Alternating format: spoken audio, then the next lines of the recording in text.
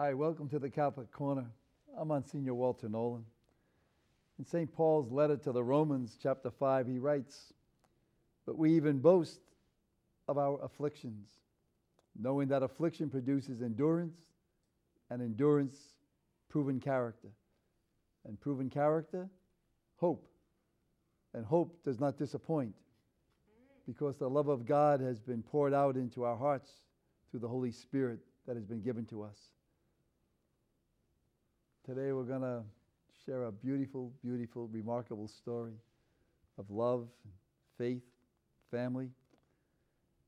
It's a family's journey, not just in the faith and the love that I mentioned, but in perseverance and endurance. They remain steadfast in their faithfulness to God, to each other. And you might say, like St. Paul, their difficulties even found endurance, strength, and hope. One thing for sure, their trust in God has given them hope and perseverance to live each day with thankfulness and share the love that God has poured into their hearts and poured into the hearts with each other.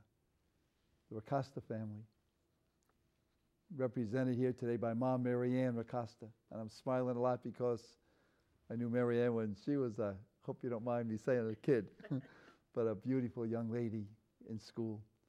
And her three children, Gabrielle, Sam, and James. And they're going to share with us their journey, growing as a family, growing in their faith. Their beautiful husband and dad, Jim, couldn't be here today because, you know why, dads have to go to work. And dad's at work today. But he's here with us in his love and with his spirit. Gosh, Marianne, so good to have you and your family. Thank you. Tell us before we begin, would you introduce your three children and tell us a little bit about each one of them? Sure. This is my daughter, Gabrielle. She's a teenager and she goes to Notre Dame High School. And she's my strength, and she's graceful and independent. This is Sam, who's my youngest. He's in 5th grade, and he's a sports nut. And he gives me the run for my money, but he's my good boy. And this is James. He's my miracle boy. He's my middle child. And James is, also special needs, but he's a gift from God. And you're a gift from God. Oh, thank you. Gosh, it is so good to see you. And I hope you don't mind me saying it. Your daughter and you got twin faces here. A little bit. Yeah, you're all right. I was much younger then. Be proud, be proud. Be very, very proud. Marianne, you've written a book. Yes. And it's about your family story. Yes, it is. And you hope to get it published someday. I'm looking, I'm hoping. And we hope for that, and hopefully maybe somebody can even help you with that, which would be a wonderful, wonderful thing. Thank you. The book's entitled The Survivor, the Hero, and the Angel. Right. And it covers the 10-year period of the survival of your sons and your family. That is true. How about if you begin your story in 1999? Right. When James was born with liver disease. Correct. The story, again, The Survivor, the Hero, and the Angel, it's about my family's journey through 10 years. It begins when James was born with biliary atresia, which is a rare liver disease. But it ends up being that he also has a rare genetic disorder that we don't know about until, months into his life. And basically, we always start the story that if James didn't have liver disease, then neither of my sons would be here right now. James was diagnosed with trifunctional protein deficiency, which is a metabolic disorder that affects the absorption of fat in their cells. And nobody knew what this was all about. When James was diagnosed, he was the 6th case in the world. In the world? In the world. In the world. So he survived like 4 operations before he was like 6 months old. And then he stopped breathing at home right before Halloween when he was 10 months old. And we ended up staying in the hospital, at Children's Hospital of Philadelphia, because he needed a liver transplant, because the doctors said that if he didn't have the transplant with both the liver disease and this completely unrelated metabolic disease, he would never make it. And in the meantime, I had already been 7 months pregnant with Sam. So then James, and this is all just chapter 1, James he finally receives his transplant, and it doesn't function. The liver is actually a non-viable liver, so the next day he's in hepatic failure and he's dying. All the while, generators are outside of the hospital because it's Y2K millennium, and James, by a miracle of God, becomes the priority in the country and gets his second liver the next day. That's how it starts. What do you say, Gabriel? It's pretty interesting, I think. I'm sitting here like, I was just going to say, wow.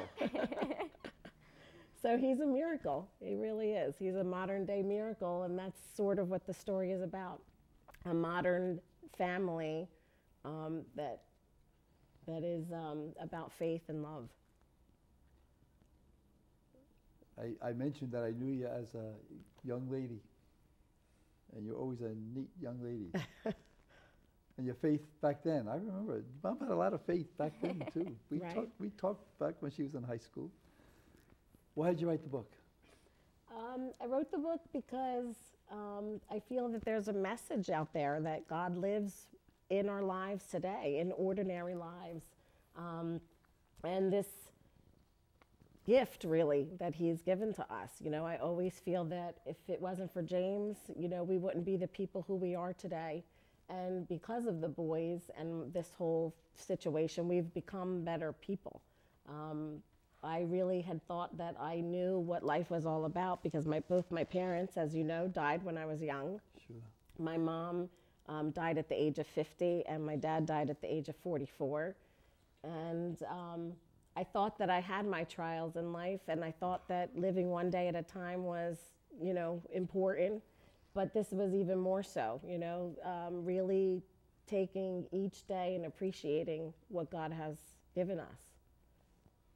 And you know, knowing I'm turning the clock back, honey, but knowing but your family way back then and the faith that you had way back then, I mean, I still remember what you just said about your family and the struggles, and yet the faith.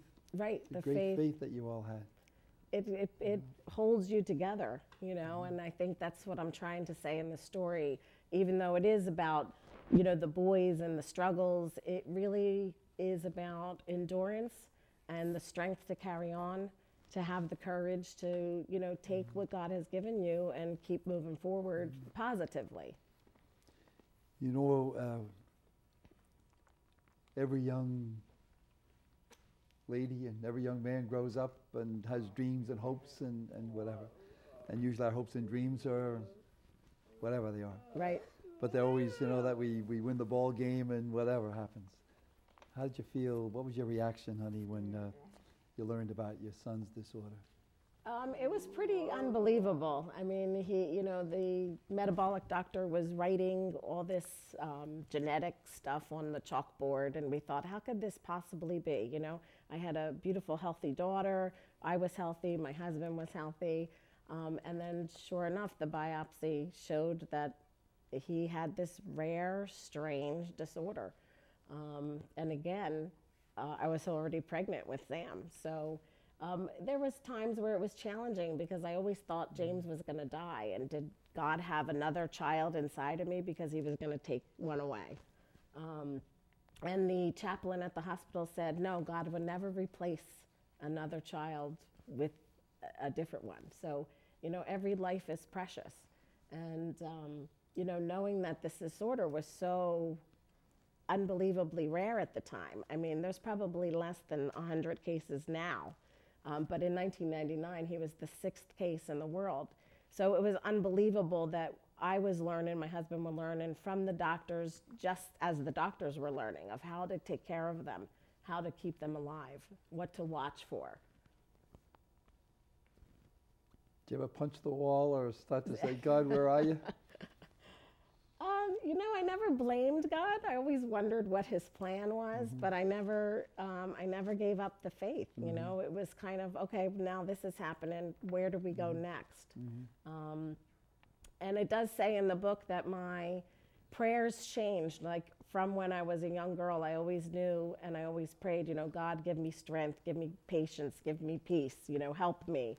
And now my prayer is more, God, still give me patience and give me strength. But with you, what am I supposed to do today? And I think that's partly with the story.